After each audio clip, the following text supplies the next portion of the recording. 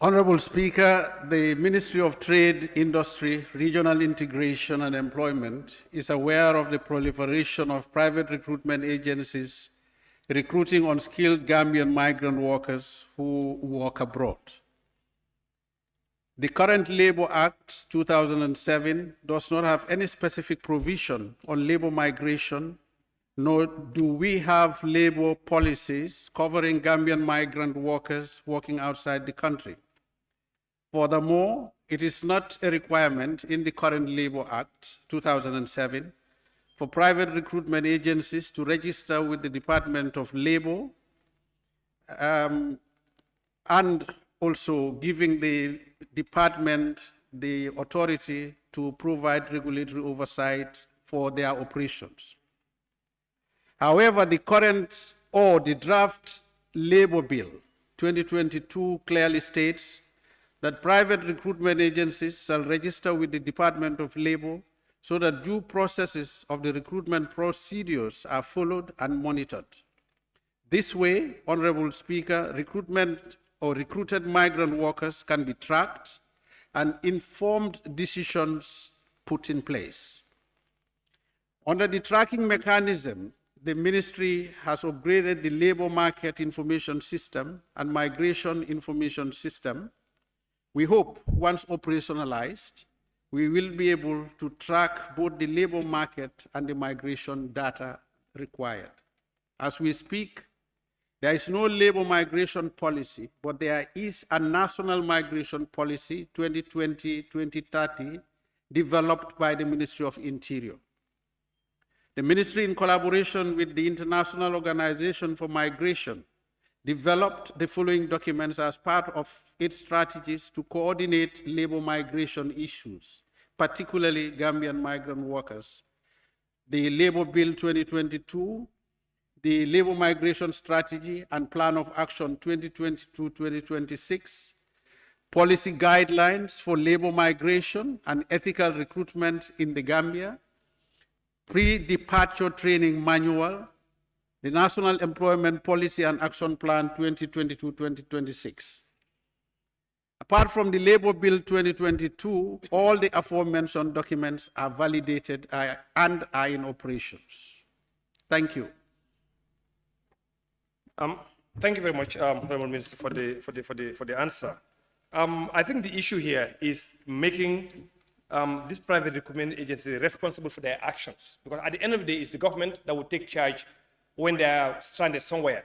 So would you be able to or willing to take a look at those policies and ensure that those private recruitment agencies actually are taking or take responsibility for their actions? Because otherwise it's the government that will come back to suffer for those consequences. Honorable Speaker, the ministry will be very happy to work with this August Assembly to come up with documents or policies that will ensure that action is taken where recruitment agencies are found wanting. Thank you very much for that answer. Also, in the tracking mechanism that you just mentioned, that's been done by the Interior. What collaborative efforts are you making, are you doing together to ensure that you have all the information you need to ensure that people living for specific purposes actually are also tracked? Honorable Speaker, we are collaborating with the Ministry of Interior. Currently, we have an office for labor migration that is headed by an immigration officer based in the Ministry of Trade, Industry, Regional Integration and Employment. So we are closely working to ensure we monitor what is happening with the labor market, particularly when it comes to mobilization of labor outside of this country. Thank you. The member for Woolly is. Thank you very much, Honorable Speaker. Honorable Speaker, we are talking about Gambians that are working outside, their rights and duties and benefits. So, since the Gambia is a signatory to the International Labour Organization, what role does the ILO have in this particular issue that we are raising here? Mr. Honorable Speaker, I know the ILO works with governments, countries, and particularly government ministries that are responsible for labor management. And we are in close collaboration with the ILO. The role they play usually is proactively during the preparation of documents and the design of instruments, particularly providing expertise to guide the process as well as the content of instruments that manage labor. So they support the ministry. They've been doing that even with the labor bill. They've been very active participants and supported the ministry to come up with the labor bill. Member for Central Badibu.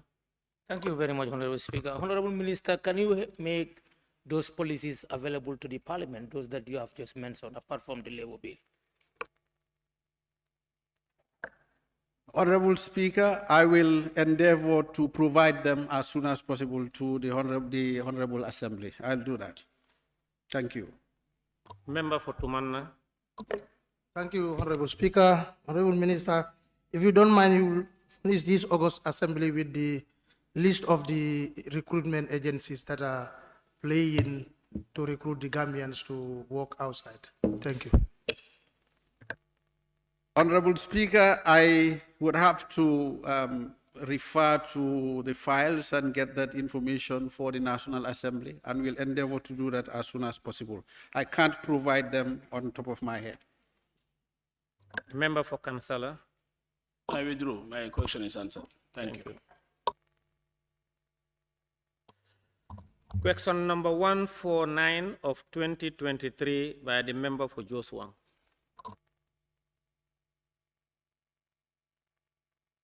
There is point of order from the member for Banjul South. Thank you very much. Mr. Speaker, point of order 143, security checks.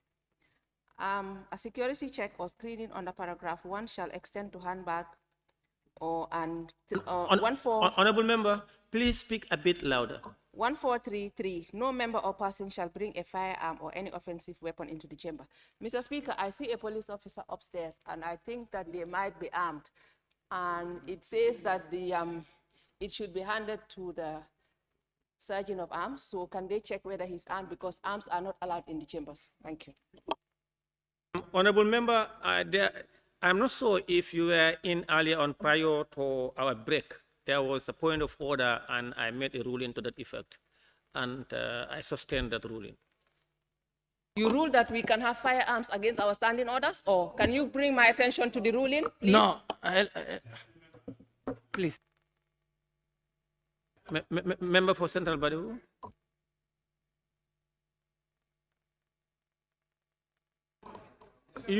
Yes, the member, order please. Yes, Order. I think what he's trying to do is, or to tell you is, in the morning we raise a point of order. Now he advised the office of the clerk to put the necessary things in place so that by tomorrow, effect from tomorrow, it will be handled. If anything should happen, we are at risk.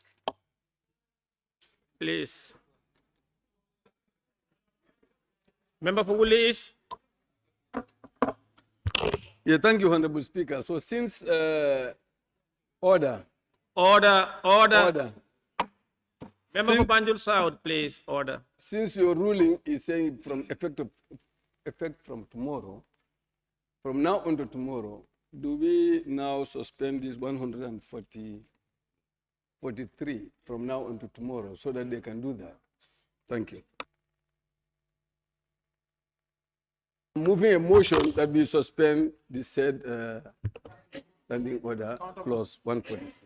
Thank you. I rise to move a motion to suspend that particular clause. Any seconder? No, I'm not seconding that. Opasalu.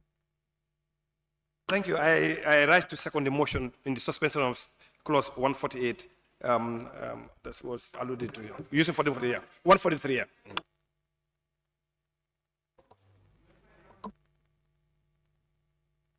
It has been moved and seconded that section 148 clause 3 be suspended. 43.3. 143.3 be suspended until tomorrow. Those in favor, please say aye. Those not in favor, please say no. The ayes have it. The ayes have it.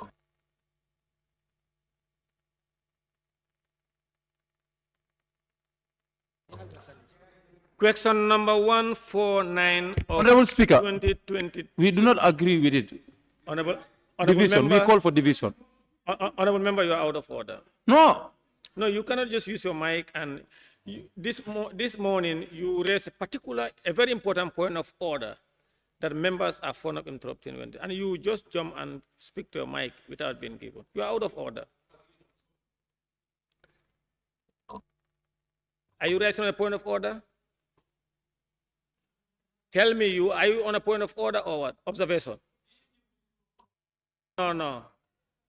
Are you on a point of order or No. You only raise a point of observation when a member or the vice president or his minister is speaking. No, he did not call for a division. Are you the member for Kiang West? Please. The member for Kiang West want to observe. And I said no member is given the floor for him to observe. I just gave the floor to the member for Joshua to ask a question. And he has not even. Point of order. Please, there is a point of order by the member for Kiang West, and tell us your point of order. My order is that a member has right to call for division whenever you don't agree with the motion. Please, allow me. That is the order. Honorable members, please sit down. Honorable member, please sit down. I will not read it.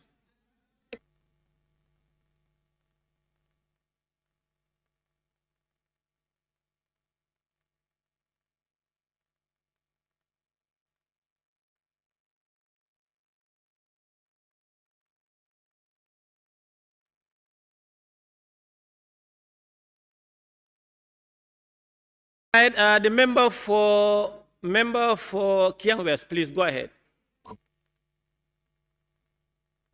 Honorable Speaker, I was calling for division on the motion that was just moved by Honorable Willie East. Honorable Speaker, you let me read the authority. The authority.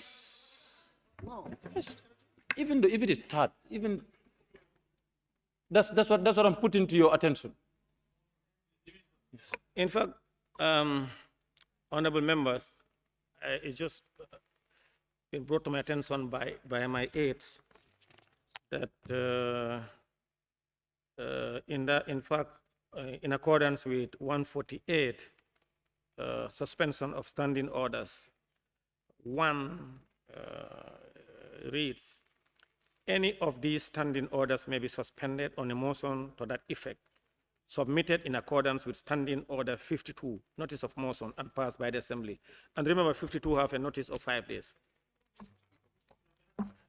So in accordance with that,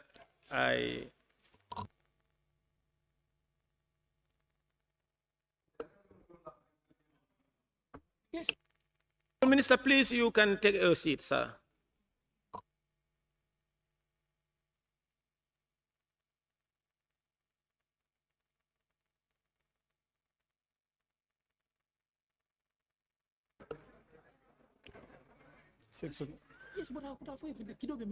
Honorable members, you know, earlier on, my ruling on these firearms, I made it very clear that the office of the Speaker, the office of the clerk should work with the office of the Sergeant at Arms and the Ministry of Interior to put up mechanism in place to be able to enforce that order for the safety of all members and also for effective search and also safekeeping of those firearms. So the office of the clerk will work with them, and I'm sure it will take some time to put all those measures in place. And now, in accordance with the standing orders, with the suspension of that order, and I will work with the office of the clerk. I will come back later on to do ruling, probably today or later on. Honorable Speaker, we are not clear. We are not definitely clear. Honorable No, Speaker, please, in the morning. please take your seat.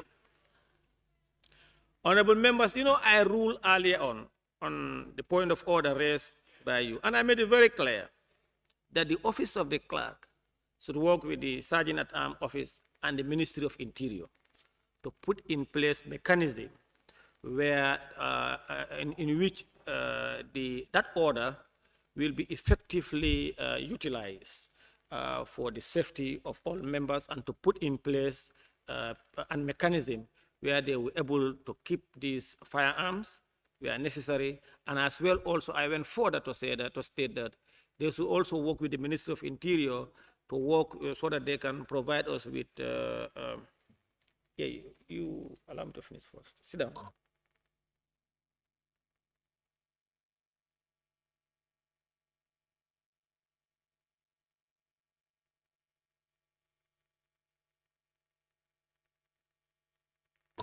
Now, that's what I said.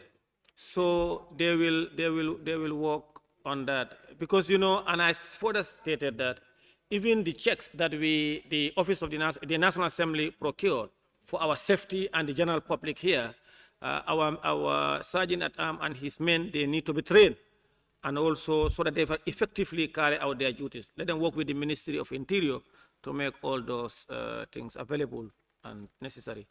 I want to appeal to members that we draw the curtain here on that matter and then proceed. Yes, just clarify. The member for Central Badibu. Very much, Honorable Speaker. Honorable Speaker, in the morning you were very clear, and we all accepted, as you have stated, that please, can you allow me to make my order? All right. Member So Fully in the is morning, Banjul South, please order. you stated well that the Office of the Clerk, Interior, they work on it, and you went further to say, even whereas they are going to put their guns in their cars. Do you understand? And everybody accepted that. Now, if you want to say, I will wait until later, no, don't speak in that form. Your statement in the morning was very clear, and we have accepted it. Maintain that. Nothing should change. Please sit down. And in fact, when the member for Banjul, maybe I have forgotten, or I left some of the, because when I was in my ruling, it was not in a written form. I was not reading, but I was just, and I believe that the Hansard and the Office of the Clerk, they took note of my ruling. And when the Honorable Member for Banjul South raised that point, I said I made a ruling earlier on, and I sustained that ruling. Kalendin Kunjang? Yes. You know, when you look at the section, if you want to translate it, if you look at it, the way we speak it, yeah, we are not speaking as security personnel. Because it said any member or person. Now, suppose members are coming here with arms, they can submit it to the Sergeant at Arms for safety. Suppose another person is coming here, they can submit it. But a security personnel who is coming to safeguard a vice president or a minister is not necessarily obliged to enter here. There are corridors, exit points that they can man, not necessarily enter with arms. But security-wise, it doesn't make sense to give their arm to Sergeant at Arms, because they are here for the vice president. You give yeah, I'm speaking so because I'm a security personnel. You cannot give your sergeant, you come with vice president, you give your arms to Sergeant at Arms. If emergency happens, you go for your arms. What would happen? It's not security sensible. What we are saying is the armed security men have no business inside here. To provide security to the VP or the VIP, they don't have to enter here. All they need to control is the exits and the entrance. There are chairs outside, chairs outside, chairs outside. Let them man those places. And with their arms, you don't have to surrender your arms. You can solely surrender it if you have to enter. That's what the text is saying. So if you are leaving, you go and collect it. But for them, they don't have to surrender it. They can stay outside because the concern is the chambers. Within the chambers. So they can be in the corridors, control the corridors, then while the VP is here or the VIP that they are protected is here. One of them can be here inside unarmed to look at the VIP. But those that are armed can man the corridors, the exit and entrance points. That's how security happens, but they cannot surrender it. Speaker, motion. Honorable members, please order. Honorable members, the member for Woolies, you are speaking to your mic. Please put off your mic. I've made it very clear earlier on, in accordance with that provision in the chambers, and the ruling I made earlier on is in the chambers. The honorable member for Talinding made very, very valid observation. And in my ruling, and in accordance with this provision, those outside, they are not affected. They are not affected. It's in the chambers when you want to come to the chambers. And he is security minded. If the securities are here with the vice president or ministers and they have firearms, if this ruling comes into effect, they will either choose to be outside or to come in. When you are coming in, then you will be affected by that order. But if you are not in, you are within the premises of the assembly, you will not be affected by that order. And our securities at outside, within the premises, and that order for them to work with the Office of the Clerk, with the Ministry of Interior, to guide them and train them to help them effectively use those equipment, that has nothing to do with the chambers. And the Office of the Clerk must work with the Ministry of Interior to get those people here and work with them. Let's proceed. Question number 149 of 2023 by the member for Joshua. Yeah, Honorable Speaker, the honorable member is not around, so he has designated me to speak on his behalf. He's not around.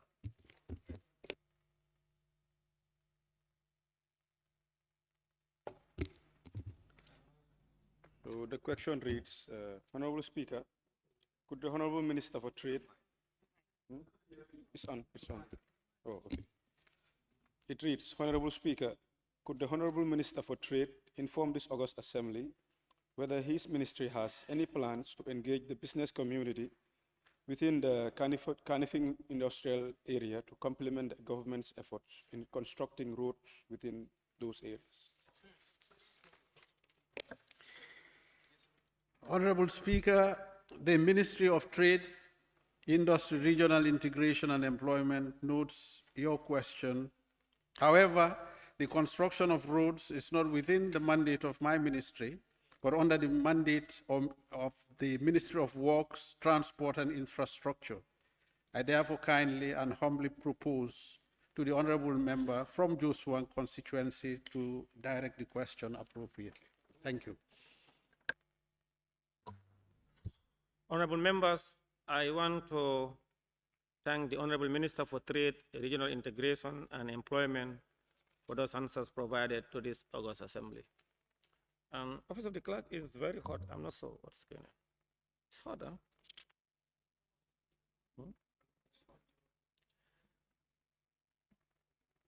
Honorable members, I want to recognize the presence of His Excellency, the Vice President, and Honorable Cabinet Ministers who are here to answer to oral questions. In accordance with Standing Order 14.3, I hereby vary the order paper and invite His Excellency, the Vice President, to take the podium. Clerk. Questions for oral answers. His Excellency, the Vice President.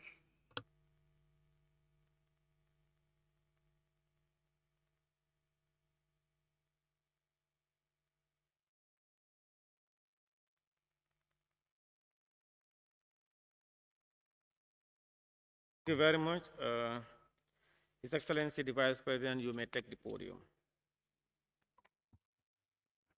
Questions for which notices due notices were given to His Excellency, the Vice President, by honorable members for oral reply. Honorable Speaker. Yes. Observation. Honorable Speaker. Yes, Councillor. Yes, as we could see the Vice President limping, I suggest he's not comfortable standing. I don't know if a seat could be provided Honor- for him. Yes, as per the look, I don't know where we can assist on that. Yeah, thank you, thank you. Your Excellency, you want to sit down? Oh, okay. I have one.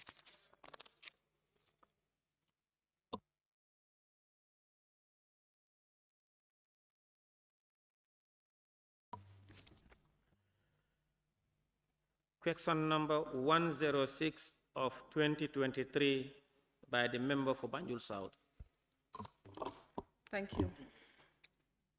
Honorable Speaker, could His Excellency the Vice President inform this August Assembly as to what policy the government has in place to improve the lives and livelihoods of pensioners to ensure they have a decent life after their retirement? Thank you. Thank you very much, Honorable Speaker. I'm pleased to inform you that the new Public Service Pensions Act of 2022 replaced the Pensions Act of 1950. This act makes pension contributory, which makes it possible for public servants to be paid enhanced gratuity and pensions. Honorable member, please, go, if you have supplementary question, proceed. Thank you. Honorable Speaker, he said that they are entitled to enhanced payment, but are those payments in coherence with the cost of living? Because our pensioners are suffering in this country. Thank you. Thank you very much, Honorable Speaker. I think the difference is that the current Pensions Act is not contributory.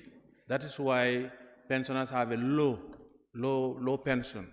But this time it's now contributory in line with what is happening with the Social Security. That gives them more money at the end of the day. Whether it's in line with cost of living, that's a different matter altogether. It's very difficult to say at this point. Thank you. So in the Honorable Minister, the Honorable Vice President, can you tell us whether you are going to compensate these people, because it was not their fault that they were not contributing? We are grateful that they've been enhanced, but what can we do to support them? Thank you. Honorable Speaker, I think at this point, I'm not sure whether they can be compensated, but government will continue to improve the lot of pensioners. Thank you. Yes, thank you. Member for Kiang West. Thank you very much, Honorable Speaker. His Excellency, would this policy cover the private sector and that of the parastatals? The private sector is already covered by the Social Security Act and the parastatals. They're already covered by the Social Security Act. What was not covered was the public officers. I mean, the civil servants were not covered. But this act will now cover the civil servants. Member for Woolly East. Thank you, Honorable Speaker. Honorable Vice President, the new policy you are talking about, is it you have in mind to use are you using the old pay scale or are you using the present pay scale? Because salaries have gone up, and we know pension is always attached to salaries. So if salaries have gone up now, but those people have retired some 5 years, 10 years, how are they going to really get augmentation through the new policy? Honorable Speaker, at this point, I would assume that the new act may not cover those that retired before. Maybe, I think, in line with the supplementary question by the Honorable Member for Banjul South, probably government may have to look at those people, how they can cushion their pension. But normally, the new act will cover those who are just retiring, not sort of like backdated.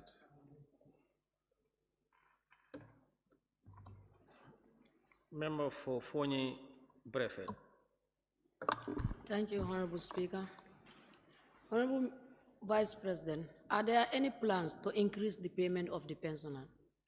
Huh? Are there any plans to increase the payment of the pensioner? Honorable Speaker, like I said, this act hopefully will, the new pensioners will have more money than they used to have previously.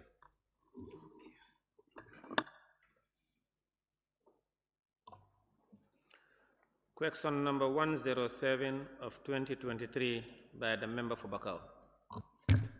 Thank you very much, Honorable Speaker.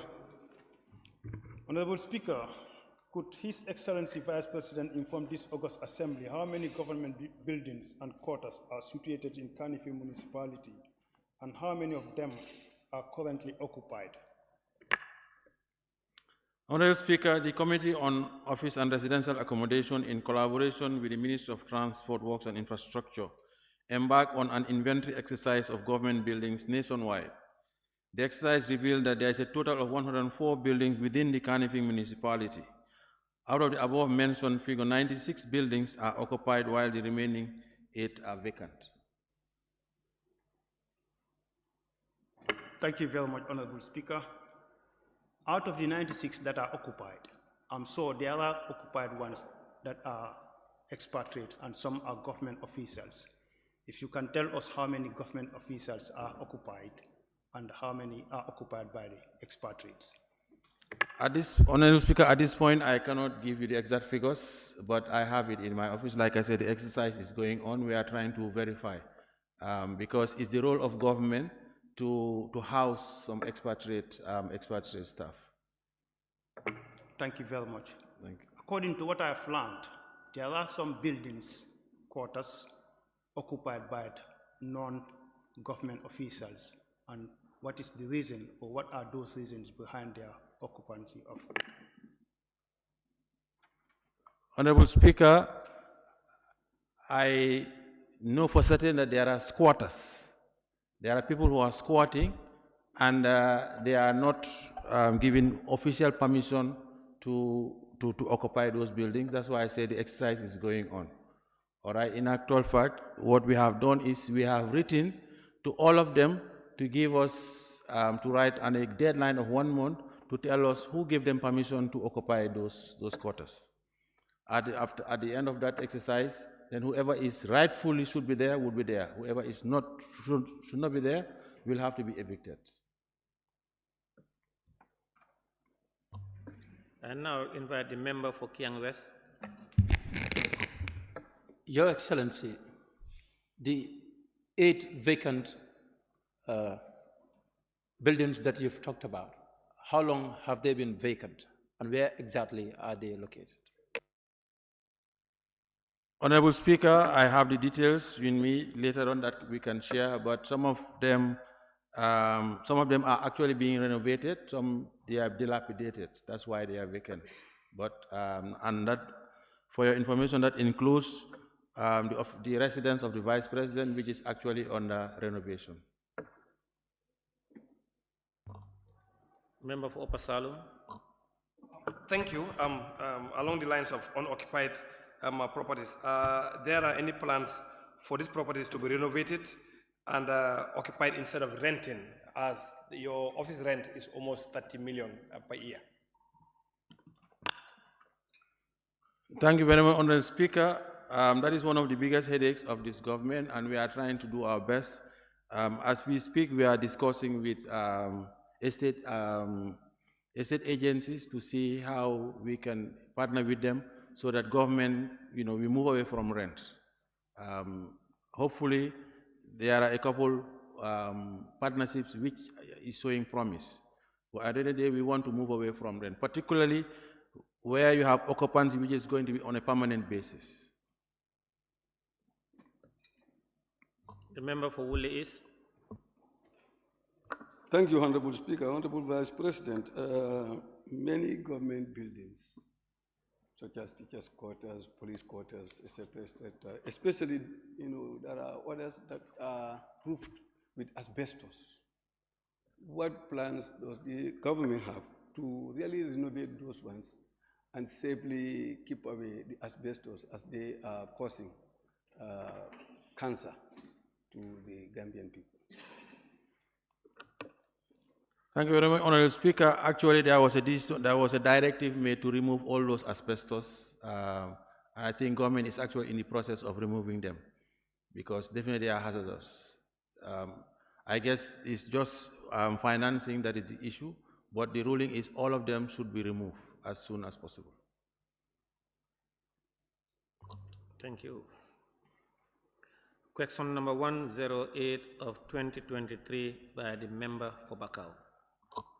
Thank you very much, Honorable Speaker.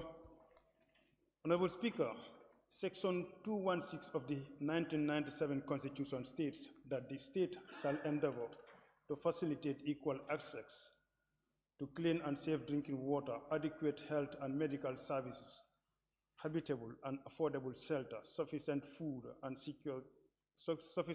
security to all persons. Could His Excellency Vice President inform this August Assembly the measures taken by government to realize such development? Honorable Speaker, the government of the Gambia, in its bid to deliver on the delivery of the above constitutional provision, the government has intervened through the following programs to deliver on the constitutional provision of Section 216. Access to clean and safe drinking water. Honorable Speaker, the government of the Gambia, through the Climate Smart Rural Water Supply and Sanitation Project in 2022, constructed and installed 126 solar-powered water supply systems in rural and peri-urban communities.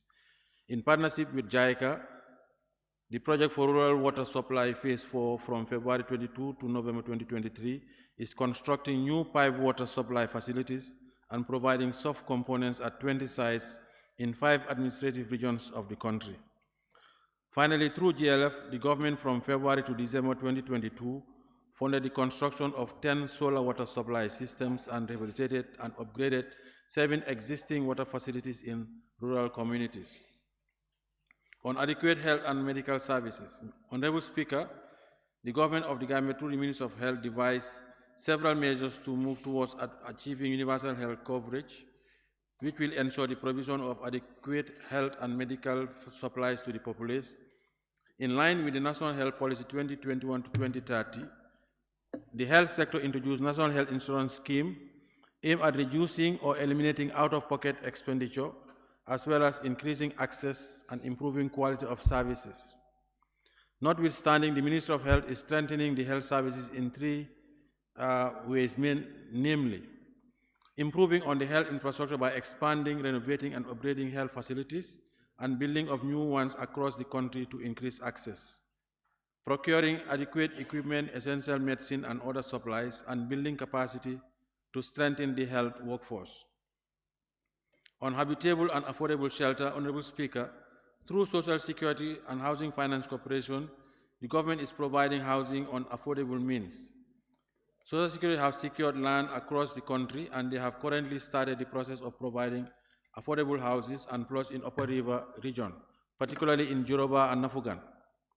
However, the corporation has successfully established estates in the Greater Banjul areas, which turned to be one of the well-planned settlements. Further, government has created the enabling environment for private sector partnership to engage on housing schemes. Recently, government, in partnership with cooperative credit unions, members are facilitated to acquire affordable shelter. On food sufficiency and security, Honorable Speaker, in endeavoring to facilitate the availability of sufficient food for the population of the Gambia, the government of the Gambia has championed agricultural mechanization and has procured tractors and post-harvest management equipment to support the process. Assorted animal drawn small equipment is made available for smallholder farmers to reduce drudgery and increase production and productivity on family farms. In addition, the government is providing affordable inputs such as climate-resilient seeds for both crops and animals and fertilizer, which is highly subsidized. Moreover, government started partnering with the private sector in investing in agricultural production with the aim of increasing local production. Thank you very much, Honorable Speaker. Your Excellency, affordable shelter and sufficient food, if I am to put it to you that it's not realized, what's going to be your take on that? Sorry, I didn't get the last bit. Please use your mic, Honorable. Thank you. What I'm saying is, I said affordable shelter and sufficient food is not realized. What's going to be your take on that? Thank you very much, Honorable Speaker. Yes, it's not realized at this point, but I think in answer to your question, that is, government is working towards it. That is why I mentioned all these partnerships to enable to achieve affordable shelter through Social Security and in partnership with other private estate agencies. The government is also providing support in terms of reduction of subsidizing the fertilizers and also subsidizing the cost of food. Currently, one of the reasons why rice is going down because the agreement that the government has with the government of India, that is enabling the price of rice to go down. Thank you very much. When you talk of affordable shelter, you talk of the plans that is the Social Security is taking care of. I'm sure everybody will agree to me that Social Security take care of those who are employed. What of the ones that are unemployed? Honorable Speaker, the ones that are not employed, I don't know how they can get affordable because at the end of the day, everything comes with a cost. So I guess when we say affordable, it means that to reduce the cost. I'm not sure whether the government is in a capacity at this point to provide free shelter for the population. Unless maybe if honorable members would provide the necessary budget, then government can move into that. But I don't think it will be in the near future. Member for Banjul South, I invite. Thank you, Mr. Speaker. Thank you. Your Excellency, the Vice President, you've listed a number of projects. Can you tell us the percentage of the population in the Gambia that are benefiting from this, please? Thank you. Honorable Speaker, at this point, I cannot tell unless I work with the relevant sectors to give me the details of those who are impacted directly.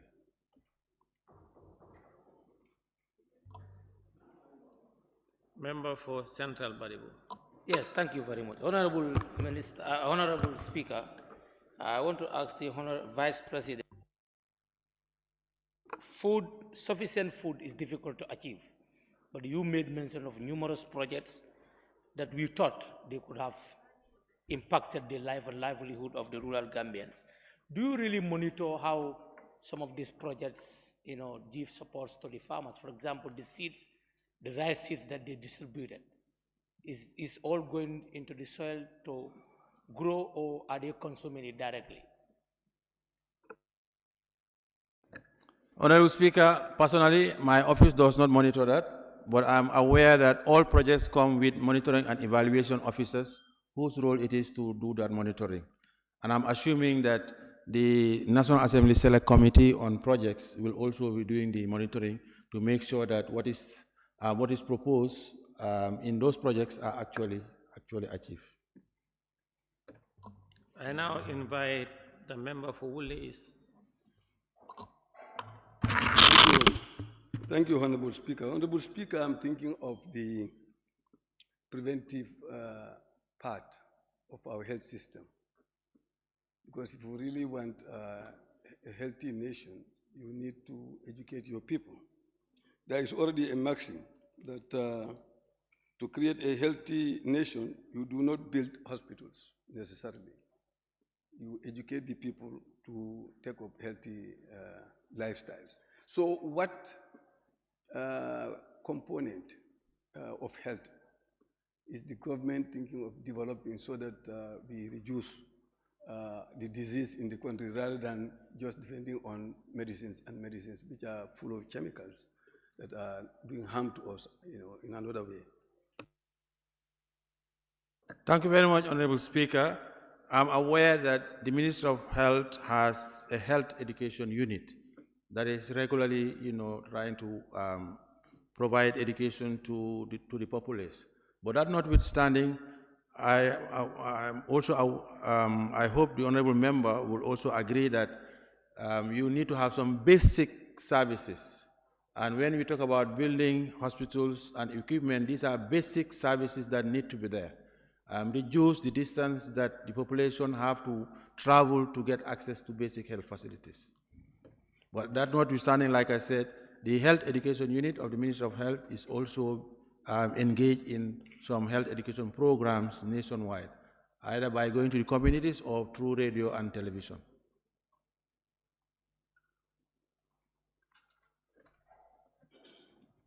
The nominated member Maimouna Sise. Thank you, Honorable Speaker. Your Excellency, does the government have any plan or any plan with any corporation to see that they can have a better housing facility for the low-income earners in the country? Because we all know that the country's rental service is very deteriorated in the country. Do you have any plan to make sure that the affordable housing is available for the low-income earners? Thank you very much, Honorable Speaker. I think the government plans to continue to support the Social Security and Housing Corporation because that is their mandate to provide affordable housing to the population, working with the Ministry of Lands to actually provide them land in various parts of the country. But for the government to come directly at this point, because it's not their core mandate. So rather, we'll continue to work with the Social Security to provide that. The member for Janyamure. Thank you very much, Honorable Speaker. Your Excellency, the Vice President, you did mention in your response that government has started subsidizing on essential goods, that is on rice and essential goods of that kind. What I want to ask here is, we noticed that the cost of rice have actually reduced, but is this cost a uniform cost nationwide or is just meant for certain enterprises?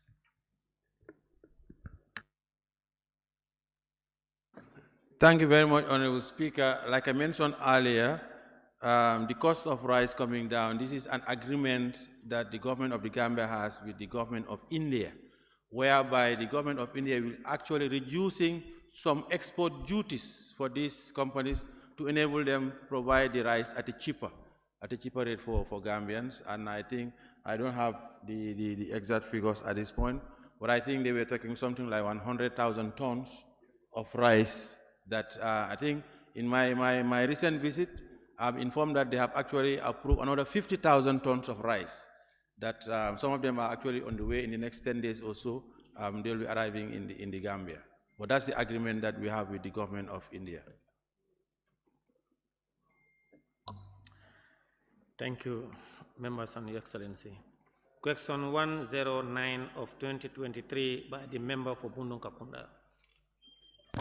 Thank you very much, Honorable Speaker. I am authorized by the questioner to read on his behalf. Please proceed.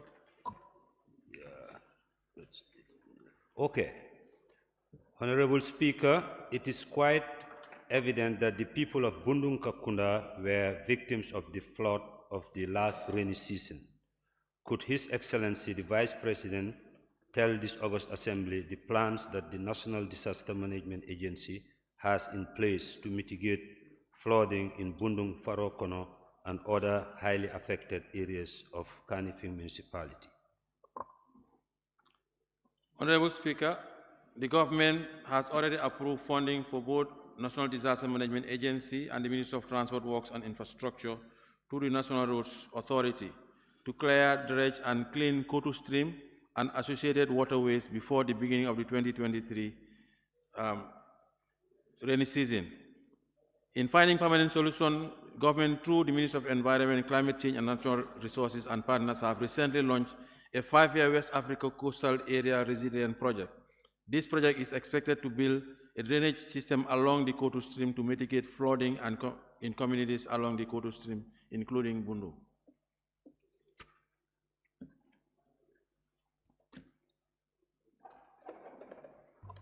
The member for Banjul South. Thank you. Your Excellency, you mentioned the West Africa coastal region, and my constituency is a coastal area. Is it part of the plan to rescue them? Because last year we suffered a lot. Thank you. Honorable member? Honorable member, can you please repeat your question? Just the point of order, we are dealing with Farokona, not Banjul. No, he mentioned a project, so I'm just asking whether it is part of that project. Thank you. Please, honorable member, you are on a point of order. Please, can we hear the point of order? Well, the supplementary question should be linked to the substantive question. And then the issue we are dealing with is Farokona. The issue of Is order sustained? Not Banjul. Yes, order sustained.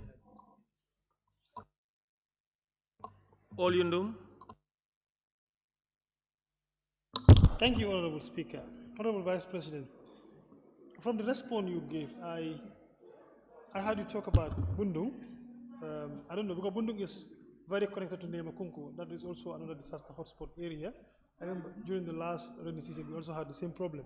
So I don't know whether National Disaster Management Agency were supposed to build a canal for the waterway. Is it the same project that we're talking about with the current project that we have signed? I don't know.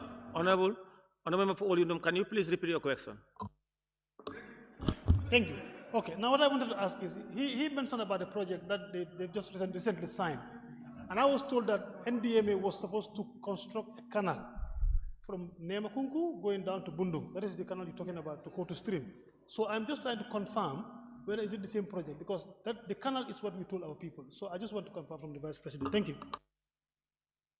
Thank you very much, Honorable Speaker. The Waka project is concentrating on the whole Kotu stream, itself. NDA is in collaboration. MDMA is in collaboration with the Minister of Natural Resources and Environment. Yes, doing that together with the National Roads Authority. Yes. Member for Sandu.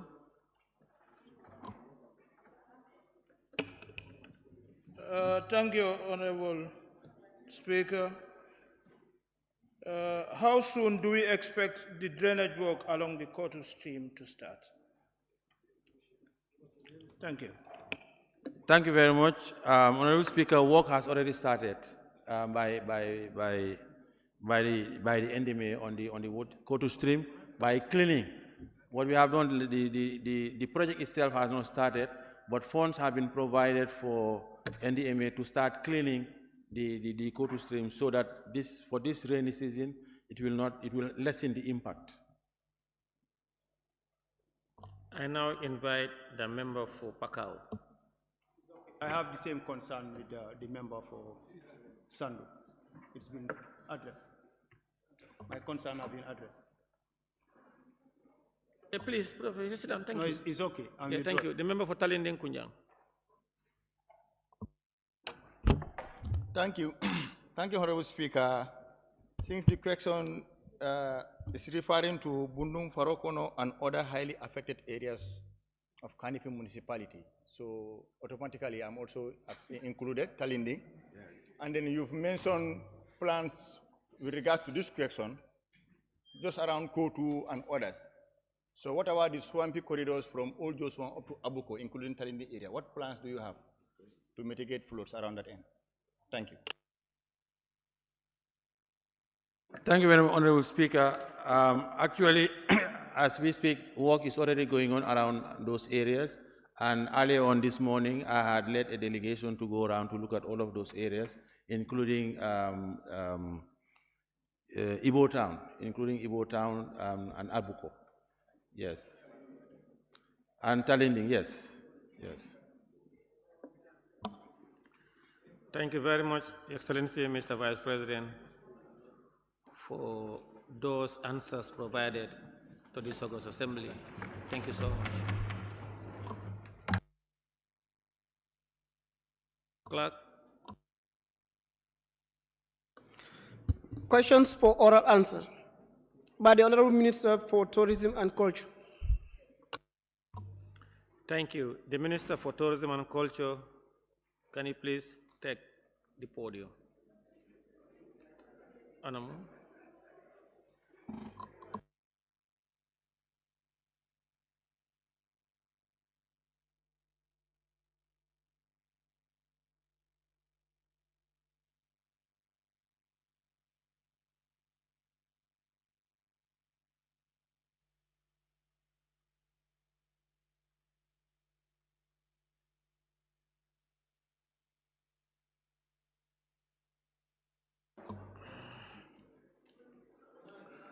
Questions for which due notices were given to the Honorable Minister for Tourism and Culture by honorable members for oral reply.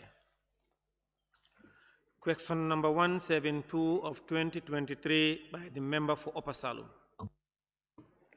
Thank you very much, Honorable Speaker.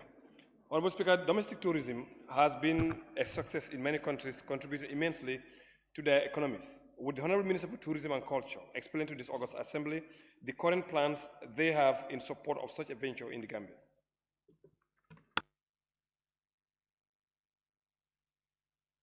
Let me first of all seize the opportunity to thank you and thank honorable members for according me the opportunity to answer my questions, because we have another ceremony which our farmers and livestock dealers who are waiting since 5 o'clock for us to join them.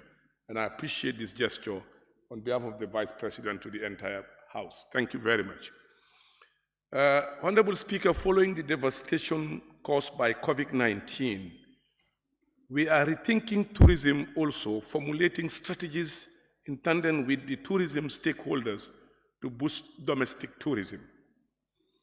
In this regard, we are encouraging tourism and hospitality outfits to roll out new attractive packages and products specifically targeting the domestic tourist.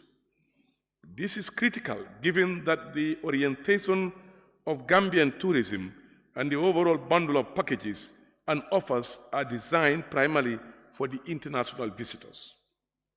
As such, the Gambia Tourism Board and the tourism stakeholders are also working on a Ninki Nanka trail to make the excursions and upriver tours even more interesting and exciting in terms of what to see and what to do. Connecting with the ecologists and the communities, this is even more the reason why the World Bank Tourism Diversification and Resilience Project is also poised to undertake an assessment of the sites upriver and to fix some of the jetties along the river Gambia with a view to creating a more conducive enabling environment for domestic tourists to explore the tourism facilities and ecologies upriver. Cognizance of the fact that the pricing was going to be a key variable in this drive, the Gambia Tourism Board, in tandem with the tourism fraternity, is encouraging tourism services providers to revisit the price structure of various services and products to suit the domestic tourist. Honorable Speaker, at this juncture, I wish to point out that the Smiling Coast is endowed with a range of trendy tourism and hospitality outfits suited with various amenities and hospitality hotspots in terms of bars, restaurants, hotels, ecologies in country, not to mention the many heritage and attraction sites across the country, including the majestic River Gambia and meandering tributaries. Therefore, the Gambia Tourism Board is also trying to work with the public institutions and NGOs and private sector to see how best to come up with exciting programs and encouraging their employees to undertake domestic tourism.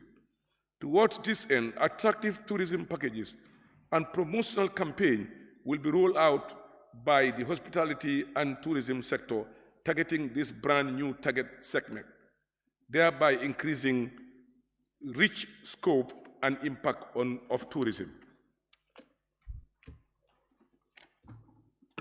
Thank you very much, Honorable Speaker. Honorable Speaker, would the Honorable Minister confirm, with all this process they have in place to attract domestic tourism, are they backed by any scientific evidence to confirm that this is exactly what the domestic tourists actually are looking for? Can you repeat? I missed that question, the second part of the question. I'm asking whether, with all this process you want to put in place to encourage domestic tourism, are they backed by any scientific evidence where you do a survey or a research for people to confirm that this is what we want to have. Yes, indeed, Honorable Member for Upper Salem, they are backed by scientific evidence. One policy we want to adopt, we are discussing with the stakeholders to make sure that they come out with packages to encourage Gambians who have disposable income, who want to be tourists in their own country, as we have in Senegal and many other parts of Africa. However, if they fail to do so, we have every right to have our own packages created. I know of countries in the sub-region where when you have a national passport, you have a different price from those who have foreign passports. And we will not hesitate to impose that in this country, but we want to negotiate with them at this time to encourage them to see that it's our common interest, both government and those to be tourists and also those who own tourist facilities, to allow Gambians to give them an opportunity to be tourists in their own country. We started seeing positive effect in that. That is, the facilities like APCAS and some very important facility in Basse, Kudang, and other parts of the Gambia are emerging very well. But again, government need to come up with some measures to support, particularly when it comes to transportation, because it's difficult and expensive for you to drive your car, because once you take your car with your family, you will think about hosting a driver to add on top of your budget. So we are devising a system where we will be able to have comfortable buses that can transport Gambians to any part of the country they may want to visit with their families. And by extension, our lodges that we are building, the Sotima Sare lodge is completed, and we hopefully the Bara one will soon be completed. And I believe that would add value to these facilities that Gambians want to enjoy. There is a point of order by the member for Nyame Dankunku.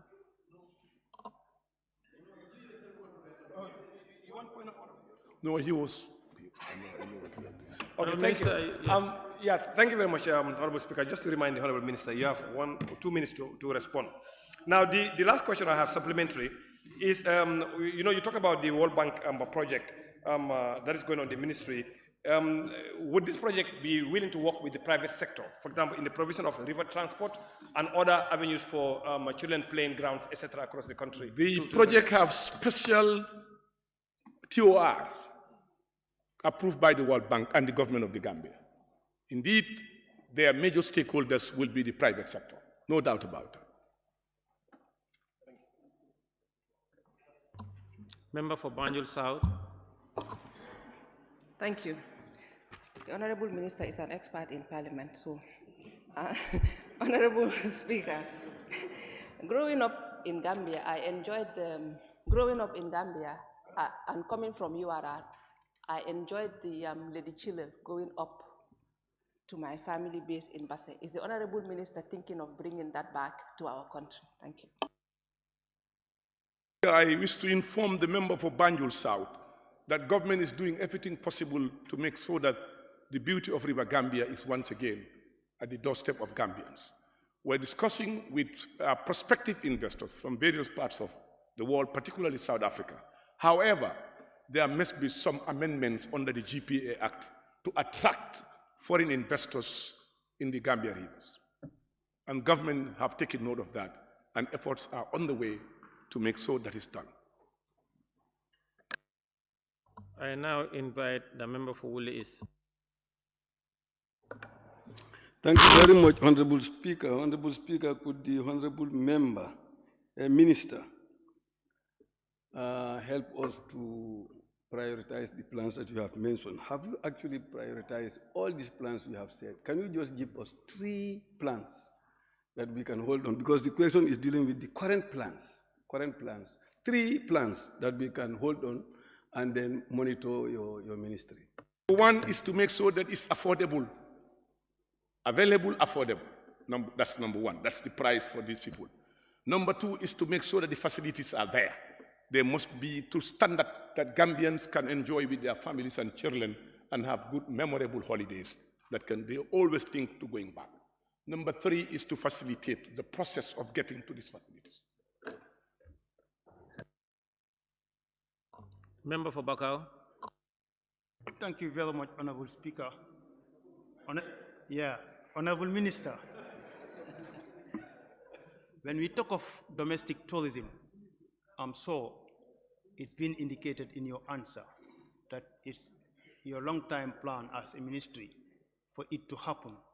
How committed are you as a ministry to see to it that this thing happens very soon? Very much, my dear friend, honorable member for Bakau constituency. Let me give you back a little bit of history that I've made clear to this assembly. The Gambia was left out. Other countries were being supported by the World Bank. This country and government felt that we have every opportunity and every right to be part of that process of those nations that we are supported. We presented, I led a delegation, presented a very strong case to the World Bank, and that case was bought in. Therefore, the tourism sector got the biggest portfolio ever in the World Bank with our 56 years of membership of the World Bank. And part of that project, I can tell you, would be to make sure that our regional and domestic tourism become key in making sure that we do not rely only in our international source markets. And if you realize, during the COVID pandemic, the countries that recovered fast were those that believe and had strong domestic tourism. In Africa, it was Kenya, and in Europe, it was Portugal. These countries recovered rapidly because their people move around their country. And that's why the Gambia have foreseen crisis of this nature as far back as November 2019 of a situation that may disrupt our international source market. And by March, we were in that situation. And that's why we started thinking of building lodges, making sure that we create the facilities and making sure we work with our neighboring counterparts, sign agreements. Last year alone, we received almost 5,000 Senegalese tourists to this country. And we are now, as we speak this morning, I inaugurated a workshop of which the members of parliament of this August. Point of order, please. There is a point of order from the member for Janjambure. Yes, I want to rise on section 43 and subsection 3 that the time taken to ask a supplementary question shall be no longer than 1 minute, and the answer to a supplementary question shall be no longer than 2 minutes. And I think the minister has given us a history which seems to take a lot of time. Thank you. Order noted, Honorable Minister, answers to supplementary questions should not be more than 2 minutes. Proceed, Minister. Mr. Speaker, when you speak to this House, you speak nothing but the truth. And I cannot give half-truth. I need to give this august body. The respectable august body must be given the relevant and accurate information. And that's why I'm giving you these facts. Now, as we speak this morning, I've inaugurated a workshop that is ready to immediately start implementing some of this program to promote domestic and regional tourism. We'll be filing a team of Gambians, businessmen, tourism sector stakeholders, and members of this assembly to Nigeria in the next 2 weeks. Point of order. Thank you. Point of order. There is a point of order by the member for Kiang West. Rising on the same order, 43.3. This is a rule that every minister follows, and I think Honorable Minister for Tourism should also respect our rules. Should also respect our rules, more especially when we call on order. Honorable member for Kiang West. Speaker rules. Honorable Speaker, he is speaking on me. Mr. Speaker, I agree with the Honorable member for Kiang West. Honorable Minister, please allow him to finish. When we raise an order, Honorable Speaker speaks. Honorable Minister is also speaking over that he is going to do what he wants to do, and that is not in order. Point of order noted. Honorable Minister and honorable members, let's note on supplementary questions and answers. Thank you. The member for Janjambure. Thank you very much, Honorable Speaker, and also thank you very much, Honorable Minister, for coming. On domestic tourism, Honorable Minister, I believe you will agree with me that we have an authentic and undiluted product in the Gambia.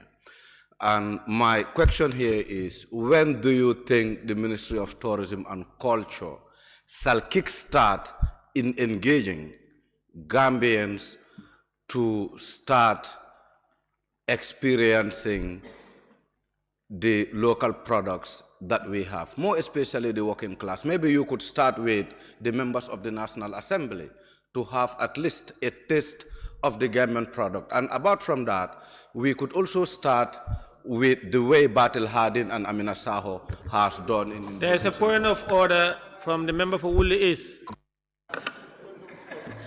Thank you very much, Honorable Speaker. The point of order is supplementary questions should not take more than 1 minute.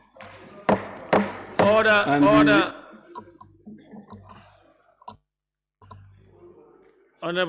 Honorable member for Woolly East, your order sustained. The member for Janjambure violated his own point of order, which he rested. I'm not sure if you finish your question, member for Janjambure. Well, I don't think so. Let me just start it.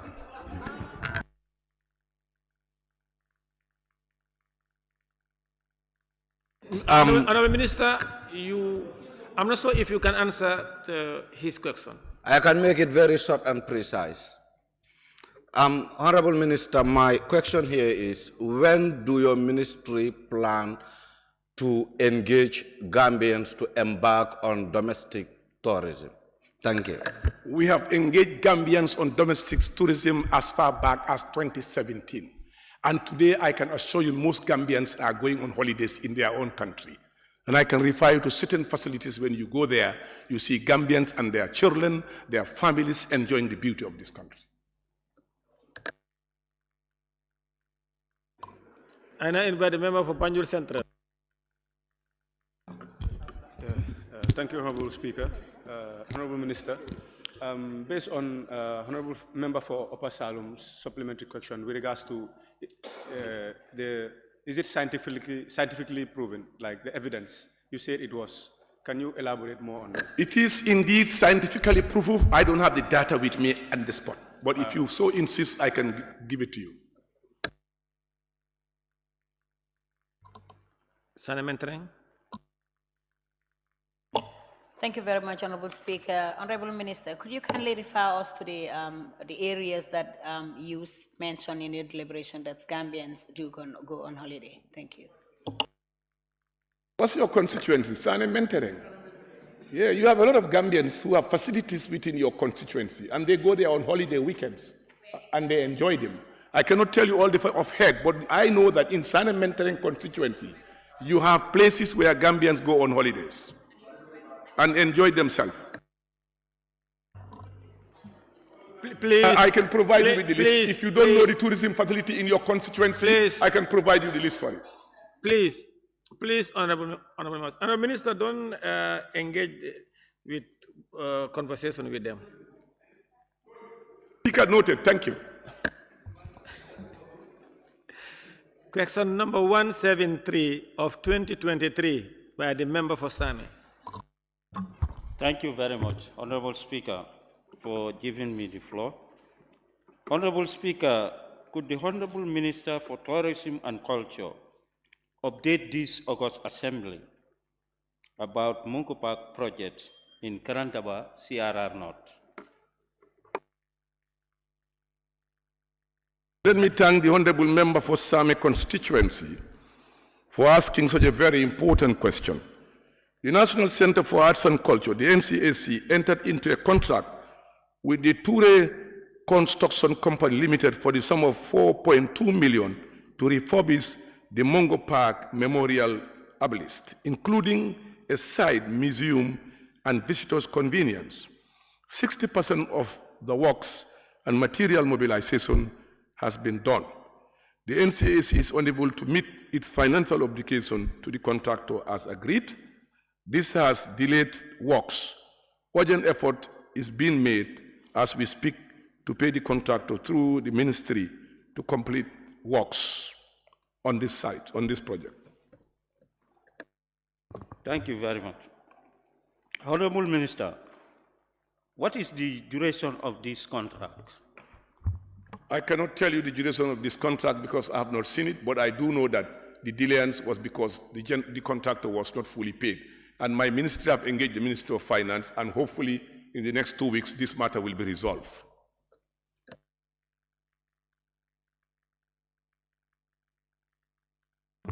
Minister, when was this contract signed? I believe it was last year.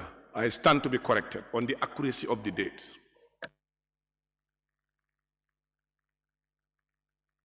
Thank you. I now invite the member for Banjul North. Honorable Speaker, I think my question has been answered already.